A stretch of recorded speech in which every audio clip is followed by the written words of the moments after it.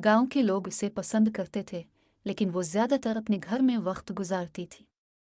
एक दिन जब आयशा जंगल में लकड़ियां जमा कर रही थी, उसे एक छोटी सी जख्मी बली मिली। बली सफेद रंग की थी और उसकी आंखें सब्ज जमुर्द की तरह चमक रही थीं। आयशा को बली पर रहम आया और वो उसे अपने साथ घर ले आए। इसने बली की देखभाल की, उसे खाना खिलाया और उसके जख्म ठीक किए।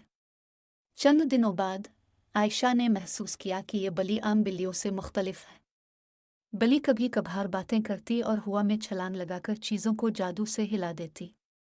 एक रात बली ने आयशा से कहा, मैं एक जादुई बली हूँ और तुमने मेरी मदद की है, इसलिए मैं तुम्हारी जिंदगी आसान बनाने के लिए तुम्हारी मदद करूंगी। आयशा हैरत ज़दा रह गई और खुश भी हुई। बली ने इसे बताया कि वो रोज़मर्रा के कामों में उसकी मदद कर सकती है और उसके लिए ज़िंदगी को खूबसूरत बना